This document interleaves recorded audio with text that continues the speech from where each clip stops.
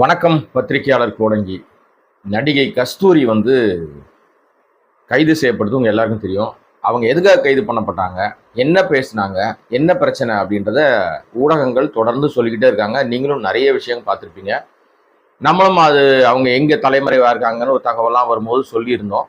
ஆனா இப்ப என்ன அப்படின்னா, இந்த கஸ்தூரி அப்படி என்ன தப்பா பேசிட்டாங்க, அவங்கள போய் தனிப்படை அமைத்து போய் தேடி பிடிச்சிட்டு வர வேண்டிய அவசியம் என்ன, அப்படி என்ன பெரிய குற்றம் பண்ணிட்டாங்க அப்படின்னு சொல்லி வழக்கம் போல ஒருத்தர் எப்பவுமே ஒரு சமூக அமைதிக்கு குந்தகம் விளைவிக்கிறது பொழுது நேரம் தொழிலா பண்ணிக்கிட்டு இருக்காரு. மீதி பாதி பொழுது நேரம் என்ன பண்ணிக்கிட்டு இருக்காருன்னா திரள் நிதி போட்டுட்டு இருக்காரு, தமிழர்கள் பேரை வச்சுக்கிட்டு. அது கூட இங்க இல்ல, இலங்கையில நடந்த விஷயத்தை தன்னுடைய வாழ்க்கையினுடைய ஆதாயத்துக்காக பயன்படுத்தி மிகப்பெரிய செல்வந்தரா மாறி இருக்கிற நம்ம சீமானுடைய மடைமாற்றும் வேலை இப்ப இந்த கஸ்தூரியுடைய கைது விஷயத்திலையும் உள்ள வந்திருக்கு. அப்படியே கொந்தளிச்சிருக்காரு. யாரை குறித்து கொந்தளிச்சிருக்காரு, அப்படி என்ன அவர் பேசினாரு, கஸ்தூரி கைது நியாயமா நியாயம் இல்லையா, கஸ்தூரி கைதுக்கு என்ன காரணம் அப்படின்றதெல்லாம் நம்முடைய பார்வையில நமக்கு என்ன விஷயங்களை பார்த்துக்கிட்டு இருக்கோமோ, நீங்க என்ன ஃபாலோ பண்ணிட்டு இருக்கீங்களோ, உங்க பார்வைக்கு என்னெல்லாம் வந்துச்சோ வரலையோ அதை பற்றி தான் பேச போற வீடியோ.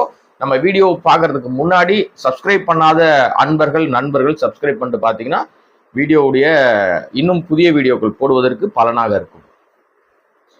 இந்த சீமான் சினிமாவில் சம்பாதிச்சதை விட தமிழர் பேரை வச்சுக்கிட்டு நான் தமிழ் மண்ணை ஆள போறேன்னு சொல்லிட்டு பொய் பேசி வாயை திறந்தா பொய்யை தவிர வேற ஒண்ணுமே இல்லைன்னு சொல்லுவாங்க இல்லையா, அது மட்டுமே பண்ணி ஒரு 10 வருஷமா உருட்டுன்னு உருட்டிக்கிட்டு வாழ்க்கையை ஓட்டிக்கிட்டு இருக்கிற இந்த சீமான் எல்லா நேரங்களிலும் மனசாட்சி இல்லாம பேசக்கூடிய மிக மிக மோசமான மனிதர் யாருன்னா அது சீமான் தான். சரி, என்னங்க இப்போ காலையிலேயே கொந்தளிக்கிறீங்களா? அப்படி கிடையாதுங்க. அவருடைய செய்கைகள், அவருடைய தொடர் பிரச்சனைகள் எல்லாமே, அவர் பேசுற சர்ச்சைக்குரிய கருத்துக்கள் எல்லாம் இந்த சமூக அமைதிக்கு குந்தகம் விளைவிக்கிற வகையில இருந்துகிட்டே இருக்கு. அவரையே கைது பண்ணி உள்ள போடணும். ஆக்சுவலா நியாயப்படி பார்த்தா இவர் பேசின பேச்சுக்கு அவர் சிறையில தான் இருக்கணும். அவ்வளவு வன்மமான பேச்சு, அவ்வளவு சாதி ரீதியான பேச்சு, அவ்வளவு மத ரீதியான பேச்சு, அவ்வளவு பிரச்சனைகளை தமிழ்நாட்டுல போற இடத்துலலாம் உண்டாக்கிட்டே இருக்காரு. தெலுங்கு மக்களை இழிவுபடுத்திட்டாங்க அப்படின்றதுக்காக இப்ப கஸ்தூரி கைது பண்ணா, அப்படி என்ன தெலுங்கு மக்களை இழிவுபடுத்திட்டாங்க அப்படின்னு இவர் கேட்கிறாருன்னா இவர் கேட்பார். ஏன் கேட்பார் தெரியுமா? ஏற்கனவே அருந்ததி மக்களை அவ்வளவு ஆபாசமான வார்த்தைகளால அர்ச்சனை பண்ணவர் தான் இந்த சீமான். இந்த கேடுகட்ட சீமானுக்கு ஏன் கஸ்தூரிக்கு அவரு சொம்பு தூக்குறாரு, இல்ல கஸ்தூரிக்கு ஏன் சப்போர்ட் பண்றாருன்னா, 2 பேரும் ஒரே குட்டையில் ஊறிய மட்டைகள். இவர் எங்கிருந்து புறப்பட்டு வராரு, யார் இவருக்கு உத்தரவு கொடுக்குறாங்களோ அதே நிலைத்தான் கஸ்தூரிக்கும். கஸ்தூரிக்கு என்ன அஜெண்டா கொடுக்கப்பட்டிருக்குது அப்படின்னா ஒரே அஜெண்டா தான். அது இங்க மாநில அரசா இருக்கிற திமுக அரசாங்கத்தையும் குறிப்பாக திராவிடம் பேசுகிற எல்லாரையும் நீ கேவலமா பேசு, அதான் உனக்கு கொடுக்கப்பட்ட அஜெண்டா. இதைதான் தொடர்ந்து அந்த அம்மா பண்ணிக்கிட்டே இருக்குது. அதுக்குதான் அது செருப்படி வாங்கிட்டே இருந்தாலும் மீண்டும் மீண்டும் செருப்படி வாங்கிச்சு. இந்த முறை ரொம்ப தெளிவாக நீதிமன்ற முன்ஜாமீன் மறுக்கப்பட்ட பிறகுதான் அந்த அம்மா கைது செய்யப்படுறாங்க. இதுல நீதிமன்றத்துல நீதியரசர் சொன்ன வார்த்தைகளையும் இங்க நம்ம அடிக்கோடிட்டு காட்டணும். கஸ்தூரி பேசிய வார்த்தைகள் வெடிகுண்டு போல இருக்கு. கஸ்தூரி பேசிய வார்த்தைகள் நிச்சயமாக ஒரு பெரிய பதட்டத்தை ஏற்படுத்துற மாதிரிதான் இருக்கு. தேவையில்லாத அந்த வார்த்தைகளை ஏன் அவர் அங்க பயன்படுத்தினார்னு கேட்டாங்க இல்லையா, இது ரொம்ப முக்கியங்க. அந்த கூட்டம் எதற்காக போடப்பட்டதோ, கூட்டத்தினுடைய நோக்கத்தை சிதைக்கிற விதமா கஸ்தூரி சம்பந்தமே இல்லாம தெலுங்கு மக்களை, ஒட்டுமொத்த தெலுங்கு மக்களை இழிவுபடுத்தி, அவர்கள் எல்லாம் எந்த வேலைக்கு வந்தாங்க தெரியுமா? அந்த புறத்துல மன்னர்களுக்கு, அந்த புறத்துல சேவை செய்ய வந்தவர்களுக்கு சேவை செய்ய வந்தவர்கள் அப்படின்னு ஆபாசமான கேவலமான அருவருப்பான விஷயத்த சொல்லிட்டு, என்ன கூட அப்படிதான் பேசுறாங்க, ஆனா நான் என்னுடைய உழைப்பால் நான் அந்த சொன்னா கூட பரவாயில்ல, நான் உழைக்கிறேன், நான் சம்பாதிக்கிறேன்னு ஒரு கேவலத்தை தன் மீது பூசிக்கொண்டாலும் தான் அதற்கு தயார், நான் அப்படித்தான் வாழறேன்றத அருவருப்பா கூச்சமே இல்லாம பேசின கஸ்தூரிய என்ன செய்ய முடியும்? கைது பண்ணாம பார்த்து வேடிக்கையா பார்க்க முடியும்?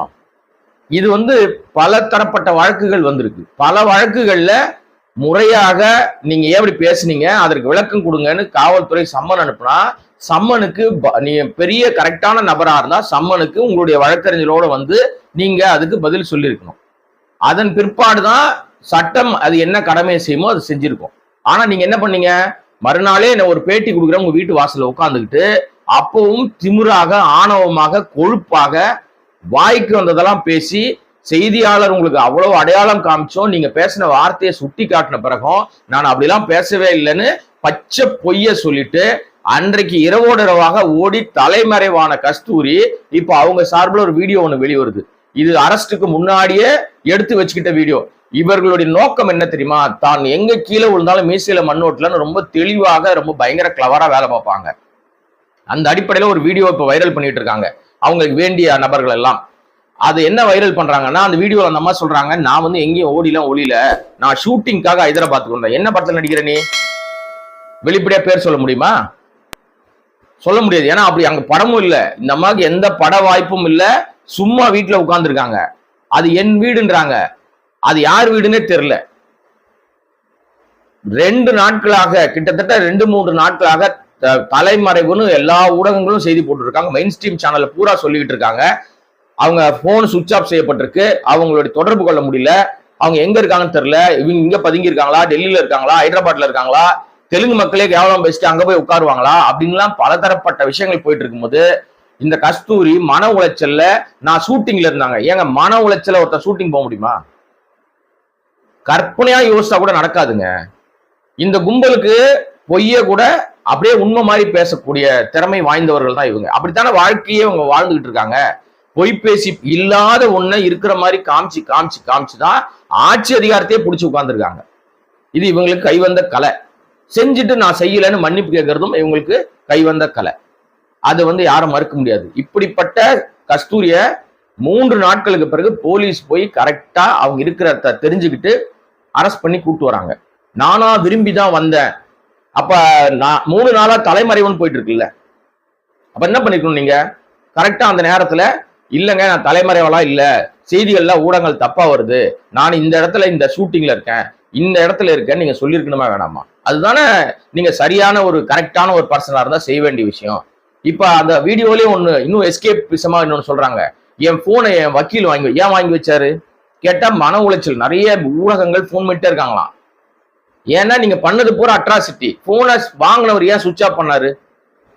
உங்களுக்கு வரக்கூடிய கால அட்டன் பண்றதுக்கு ஒரு உதவியாளர் கூட வச்சிருக்கீங்கன்னு வச்சுங்களேன், தப்பு இல்லை. ஏன்னா நீங்க பெரிய பிரபலம், பெரிய செலிபிரிட்டி, அதனால உங்க உதவியாளர் வச்சிருக்கீங்க. அப்ப உங்க போனை ஏன் சுவிட்ச் ஆஃப் பண்ணீங்க? நான் இந்த இடத்துலதான் இருக்கேன், நான் எங்க ஒளியில ஏன் சொல்லல, ஏன் ஸ்டேட்மெண்ட் விடல? எல்லாத்துக்கும் ஊடகத்துல ஸ்டேட்மெண்ட் விடுற ஆள் தானே நீங்க. மன்னிப்பும் கேட்கல, எதுவுமே பண்ணாம தான் செய்தது தவறுன்னு தெரிஞ்சும் கூட அதற்கு முட்டு கொடுத்துக்கிட்டு அவ்வளவு ஸ்ட்ராங்கா போல்டா பேசி, உங்களுக்கு நான் இப்ப வெளிப்படையா தெளிவா சொல்லணும்னா ஒண்ணு சொல்லிடுறேங்க. திமுகவை பிடிக்கலையா திட்டுங்க, கருணாநிதியை பிடிக்கலையா திட்டுங்க, ஸ்டாலினை பிடிக்கலையா திட்டுங்க, உதயநிதியை பிடிக்கலையா திட்டுங்க, என்ன வேணாலும் சொல்லுங்க. உங்களுக்கு விமர்சனம் பண்ண அத்தனை உரிமை இருக்கு, எல்லாருக்கும் இருக்கு. யாருக்கும் உரிமை இல்லைன்னா சொல்லவே முடியாது. அவருடைய பார்வையில அவங்கவுங்க என்ன வேணா பேசலாம். ஆனா அது நேர்மையாக, நியாயமாக, நாகரிகமாக இருக்கணும். நீ பேர் சொல்றதுக்கே பயப்படுற, அந்த குடும்பத்தை பேர் சொல்லவே பயப்படுற, அப்புறம் உனக்கு என்ன பெரிய துணிச்சல் வேண்டி விளக்கண்ண வேண்டி கிடக்குது உனக்கு? டான்ஸ் வேற ஆடுற அங்க மைக்கில் பேசிக்கிட்டு. இப்ப அதுக்குதான் நீதி அரசர் உன்னை உள்ள தள்ளியிருக்காரு. இது வந்து முழுக்க முழுக்க சட்டத்தின் அடிப்படையில் எடுக்கப்பட்ட ஒரு நடவடிக்கை. இந்த உண்மை தெரியாத இந்த தற்குறி சீமானு, இது தற்குறி தான். இது வந்து இங்க சமூக அமைதிக்கு எவ்வளவு குந்தகம் விளைவிக்குது பாத்தீங்களா? இந்த நாட்டுல யாராவது அமைதியா இருந்தா பிடிக்காது சீமான் மாதிரி ஆட்களுக்கெல்லாம். அவர் ஏற்கனவே பல பிரச்சனைகளை உண்டாக்கி ஏதாவது பஞ்சாயத்து வருமா, நம்ம மேல யாராவது ஏதாவது அட்டாக் பண்ணுவாங்களா, அதை வச்சு ஆதாயம் தரலாமான்னு தேடிட்டு இருக்காரு. யாருமே அவரை லெப்ட் ஹேண்ட்ல டீல் பண்ணிட்டு போறாங்களே தவிர அவர் ஒரு பொருட்டா மதிக்கிறதே இல்லை. இவர் தம்பின்னு சொன்ன விஜய் கூட தூக்கி லெப்ட் ஹேண்ட்ல டீல் பண்ணி போ வேலையை பாரு, வேற வேலையை பாருன்னு சொல்லி தூக்கி விட்டார். இப்ப அவரே நீ வந்து கொந்தளிச்சு நடு ரோட்ல நின்னா செத்து போயிருவோம், லாரி அடிச்சு செத்து போயிருவோன்னு சொல்லிட்டு இப்ப கஸ்தூரி விஷயத்துல என்ன பேசுறாருன்னா, கஸ்தூரி பேசுறதுல அப்படி என்ன தப்பு இருக்கு, அப்படி என்ன அவங்க தெலுங்கு மக்களை தப்பா சொல்லிட்டாங்க, தனிப்படை தேடி போய் அவங்களை புடிச்சிட்டு வர வேண்டிய அளவுக்கு என்ன அர்த்தம் இருக்குன்னு கேட்கறதோட விடாம, இங்க நாட்டுல வந்து கொள்ளடிச்சவன் சுத்திட்டு இருக்கான், கொலை பண்ணவன் சுத்திட்டு இருக்கான், மண் எடுத்தவன் சுத்துறான், மலையை வெட்டினவன் சுத்துறான்னு திசை திருப்புறாரு. இங்க இருந்து அங்க போறாரு ஜம்ப் பண்ணி. இப்ப தற்கூரின்னு உன்னை சொல்லாம என்ன சொல்றது? உன்னுடைய கட்சியிலே அவ்வளவு அட்ராசிட்டி போடுது, அவ்வளவு கேவலம் நடந்துகிட்டு இருக்கு, உனக்கே ஏகப்பட்ட பிரச்சனை இருக்கு. பெங்களூர்ல இருந்து விஜயலட்சுமி ஒரு 2 நாளைக்கு ஒரு முறை 4 நாளைக்கு ஒரு முறை கழுவி ஊத்திட்டு இருக்காங்க. இதற்கெல்லாம் பதில் சொல்ல துப்பு இல்ல. அவங்க பகிரங்கமாவே சொல்றாங்க. இதை தீர்க்கிறதுக்கும் உனக்கு திராணி இல்ல, தெம்பு இல்ல. ஒரு நாளைக்கு ஒரு பச்சை பொய், வாயை திறந்தா பொய். இப்ப கஸ்தூரி விஷயத்துல அப்ப நீதிமன்றம் முன்ஜாமீனை மறுத்தது தப்புன்னு சொல்ல வராரா? அப்ப நீதியரசர் அந்த குறிப்பிட்டு சொன்ன வார்த்தையெல்லாம் தப்புன்னு சொல்ல வராரா சீமானு? என்ன சொல்ல வராரு? இது என்ன பெரிய சிறையில் அடைக்கிற அளவுக்கு குற்றமா? ஒரு இன மோதலை ஏற்படுத்துற வகையில அணுகுண்டு மாதிரி வெடிகுண்டு மாதிரி வார்த்தையை பயன்படுத்துறாங்க. சமூக சேவர்னு சொல்ற கஸ்தூரிக்கு இதெல்லாம் தெரியாதான்னு நீதிமன்றம் கேக்குது இல்லையா? உனக்கு தெரியாத, அறிவு இல்லையா உனக்கு? நீ தான் பெரிய அப்படியே மேடை போட்டு பயங்கரமா தமிழ்னு பேசிட்டு இருக்கிறிய. உனக்கு என்ன தெரியும்? திரள் நிதி வாங்க தெரியும், காசு வாங்க தெரியும், அடுத்தவங்க கிட்ட உழைப்ப கையை கட்டிக்கிட்டு எனக்கு திரள் நிதி கொடுங்க, மீட்டிங் போட காசு இல்ல, தேர்தல் நடத்த காசு இல்லைன்னு காசு வாங்க தெரியும், வாங்கி ஒன்ன வளர்த்துக்க தெரியும், உனக்கு ஜால்ரா அடிக்கிற 4 பேரை கூட வச்சுக்க தெரியும். வேற என்ன தெரியும் உனக்கு? நீ நடத்துறியா கட்சியே இல்லைன்னா அந்த சேட்டை துறைமுருகன் நடத்துறான்னு தெரியலன்னு கேள்விகள் வந்துருச்சு. அவன் அவ்வளவு அட்ராசிட்டியா பேசுறான், உன்னையே கழுவி ஊத்துறான். அவனை தடுக்கிறதுக்கும் அவன் கேள்வி கேட்கறதும் உனக்கு துப்பு இல்லை. ஏன்னா உனக்கு பயம், உன்னுடைய பல அந்தரங்கங்கள் வச்சிருக்கான் போல இருக்கு. அதுவும் இப்ப எப்படி பாஜக ஆடியோ வீடியோ கட்சி அண்ணாமலை வந்த பிறகு மாறி போச்சோ, அது மாதிரி உன்னுடைய நாம் தமிழர் கட்சியிலும் ஆடியோ வீடியோ கட்சி தான் போல இருக்குது. ஏகப்பட்ட பஞ்சாயத்து இருக்கு. திருச்சி சூர்யா அந்த பாம்பை வெளியே விட மாட்டேங்கிறான்னு ஒரு காமெடி வரும் பாருங்க, அந்த மாதிரி வீடியோ வச்சிருக்கேன்றாரு, ஒரு வீடியோ வெளியே விட மாட்டேங்கிறாரு. ஆனா அவரும் தொடர்ந்து எல்லா இடத்துலயும் பயங்கரமா பேசிட்டு இருக்காரு. ஆனா ஒரு விஷயத்துக்கும் அவருக்கும் நீங்க எந்த எதிர்மறை கருத்தும் பேச மாட்டீங்க. ஆனா கஸ்தூரி மட்டும் டக்குன்னு அட்டண்டன்ஸ் போடுறீங்க. இது என்ன? அப்படி என்ன பெரிய ஒரு விஷயம்? ஏன்னா கஸ்தூரிக்கு ஆதரவாக பாஜக கூட வரல. எச் ராஜாவெல்லாம் நம்ம பாஜகவா கணக்கில் எடுக்க முடியாதுங்க. லெப்ட் ஹேண்ட்ல டீல் பண்ற ஆள் அவரெல்லாம் எப்ப எதை பேசுறோம், நம்ம பேசுனது சரியா தப்பான்னு தெரியாத ஒரு மனிதர் அவர் அப்புறம் ஹைகோர்ட்டாவது தலைக்கு மேல முடியாதுன்னு பேசிவிட்டு ஏன்னா நம்ம அந்த வார்த்தையை பயன்படுத்துறது இல்லை, அது தவறான வார்த்தை. இவங்களுக்கு எல்லாம் என்ன தெரியும், அப்படி பேசிட்டு வீராவசமா டவலெல்லாம் அப்படி இழுத்து பேசிட்டு அப்புறம் போய் நீதிமன்றத்திலையும் போலீஸ் ஸ்டேஷன்லையும் சாஷ்டாங்கமா மன்னிப்பு கேட்பாங்க, காலில் விழுந்துருவாங்க, ஐயா நான் தெரியாம பேசிட்டேங்கன்னு. அப்புறம் அட்மின் போட்டாங்கன்னு தப்பிச்சு போற கேரக்டர். இதே பாணியினுடைய இன்னொரு பகுதியாக தான் சீமான் செயல்பட்டு இருக்காரு. இந்த விஷயத்திலும் சீமான் கஸ்தூரிக்கு ஆதரவாக வந்ததனுடைய ஒரே நோக்கம், அவருக்கு கொடுக்கப்பட்ட அஜெண்டா கஸ்தூரிக்கு ஆதரவா நீங்க பேசித்தான் ஆகணும். ஏன்னா முதலாளி சொன்னதா பேசித்தானே ஆகணும். படியளக்கிற முதலாளி என்ன சொல்லிட்டாரோ அதுக்கு ஏத்த மாதிரி சீமான் அப்படியே பயங்கரமா பேசி டக்குன்னு அதை திசை திருப்பி மணலுக்குள்ள பண்ணோம், அப்படி பண்றான், இதை பண்றான், அப்படி பண்றான். ஆட்சியாளர்கள் என்ன பண்ணிட்டு இருக்காங்க? உனக்குதான் எந்த துப்புமே இல்லைன்னு 10 வருஷமா மக்கள் தான் உன்னை ஓரமா தானே உட்கார வச்சிருக்காங்க. இங்க தமிழ்நாட்டு அரசியல் பண்ண சொன்னா இலங்கை அரசியல் பண்ணிட்டு இருக்க. எனக்கு தெரிஞ்சு நீ இலங்கையில போய் நீ எலெக்ஷன் நிக்கிறது தான் உனக்கு பெஸ்ட். அங்க போய் நீ நின்னா கரெக்ட். ஆனா உன்னை அங்க சேர்க்க மாட்டாங்களே, அவ்வளவு கோபத்துல இருக்காங்க. அதாவது என்னன்னா சிம்பிள்ங்க, சீமானுடைய பேச்சு தான் சீமானை வளர்க்குதுன்னு சொல்றாங்க, உண்மைதான்.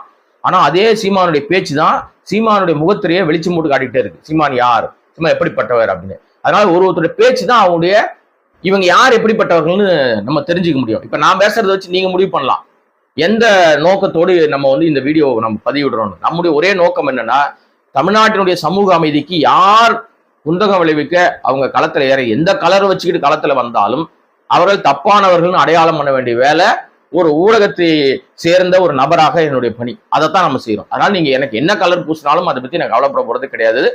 சீமான் இந்த விஷயத்துல கஸ்தூரிக்காக வரிந்து கட்டி கொண்டு வருவதற்கு ஒரே காரணம், அவருக்கு படியளக்கிற முதலாளியும் கஸ்தூரிக்கு படியளக்கிற முதலாளியும் ஒரே முதலாளி. அந்த RSS முதலாளியினுடைய திட்டத்தின்படி அவர்கள் கொடுக்கிற அஜெண்டாவின்படி சீமான் இங்க பொங்கி இருக்காரு தவிர வேற ஒரு புண்ணாக்கம் கிடையாது. இப்போ கஸ்தூரிக்கு 13 நாள் காவல் கொடுத்துருக்காங்க. இப்ப நீதிமன்ற காவல்ல இருக்காங்க. இப்போ இதுக்கு பிறகாவது நாவை அடக்கினால் கஸ்தூரிக்கு நல்லது. விமர்சனம் செய்வது தப்பில்லை, யார வேணா விமர்சனம் பண்ணலாம். ஆனால் அந்த விமர்சனம் நாகரிகமா இருக்கணும்னு தான் திரும்ப திரும்ப நம்ம சொல்றோம். அரசியல்ல நாகரிகம் தெரிந்தவர்கள் மட்டும்தான் காலத்துக்கும் எல்லாராலும் போற்றப்படுகிறார்கள். ஜெயலலிதாவுக்கும் கருணாநிதிக்கும் இல்லாத அவ்வளவு பெரிய பகையாங்க, அவ்வளவு பெரிய விஷயமாங்க. ஆனாலும் எந்த இடத்திலும் தரம் தாழ்ந்து யாரையும் விமர்சிக்கல. யாரையும் கேவலமா கருத்துரை அவங்க எந்த மேடைகளிலும் நாசமா போனோம், ஆபாசம் பிடிச்சவங்க அப்படின்லாம் பேசுனதே இல்லை. பல முரண் இருந்துச்சு, பல சிக்கல் இருந்துச்சு. ஆரம்ப காலத்துல இருந்து கடைசி வரைக்கும் தீய சக்தின்னு கருணாநிதியை சொன்னாங்க ஜெயலலிதா. ஆனாலும் ஆபாச அர்ச்சனைகள் எதுவும் பண்ணல, ஒரு இன மோதலை உருவாக்குற மாதிரி எதுவும் பண்ணல. அதிகாரம் வானலாவே அதிகாரம் படைத்திருந்த ஜெயலலிதா கூட நாகரிக அரசியல் தான் நடத்தினாங்க. ஆனா இப்ப அது இல்லாமையே போயிடுச்சு. இப்ப அதை தடி எடுக்கிறவன் தண்டல்காரனா மாறிட்டானே. இப்ப ஊடகங்கள் அதிகமானதுனால, சோசியல் மீடியா அதிகமான உடனே நம்ம என்ன பேசினாலும் அது வைரல் ஆயிடும், நம்ம என்ன பேசினாலும் பரபரப்பு கிரியேட் ஆயிடும்னு ஒரு பிரச்சனை முடிஞ்சா அடுத்த பிரச்சனை கிளப்புறாங்க. நல்லா கவனிச்சு பாருங்க. சீமான் ஒரு பிரச்சனை கிளப்பி அது எதுவும் பூஸ்ட் ஆகல, பெருசா போலன்னு உடனே டக்குன்னு வேற ஒரு பிரச்சனையை வேற ஒருத்தர் மூலமா கிளப்புவாங்க. இவங்க எல்லாம் ஒரே கட்டத்தில் இருக்கிறவங்க. இவங்களுக்கு சாதகமா பேசுறதுக்கு ஒரு 3-4 பேர் இருக்காங்க. ஒரு போர்தாஸ் ஒருத்தர் இருக்கான், இந்த ரங்கராஜன் ஒருத்தர் இருக்கான். இந்த மாதிரி ஒரு சில கூட்டம் இருக்கு. இவங்க எல்லாம் சேர்ந்துக்கிட்டு ஒரே அஜெண்டால வேலை செய்வாங்க. இவங்களுக்கு ஒரே முதலாளி தான், மாற்றுறது இல்லை. இப்ப நீங்க கேட்கலாம், அப்படின்னா உங்களுக்கு ஒரு முதலாளி இருக்காரான்னு. எனக்கு எவனும் முதலாளி கிடையாதுங்க. நான் தான் எனக்கு முதலாளி. நான் அதிகமாக நம்புவது என்னுடைய பார்வையாளர்களை. ரொம்ப தெளிவா இருக்கேன். நான் எனக்கு என்ன சொல்லணும்னு தோணுதோ சொல்லிட்டேன். இந்த வீடியோ உங்களுக்கு பிடிச்சா சப்ஸ்கிரைப் பண்ணிட்டு ஷேர் பண்ணுங்க. உங்களுடைய கமெண்ட் என்னவா இருந்தாலும் தாராளமா பதிவு பண்ணுங்க. நன்றி. வேறொரு வீடியோவில் சந்திக்கிறேன். வணக்கம். வீடியோ உங்களுக்கு பிடிச்சிருந்தா ப்ளீஸ் லைக் அண்ட் ஷேர் பண்ணுங்க. மறக்காம எங்க சேனலை சப்ஸ்கிரைபும் பண்ணுங்க.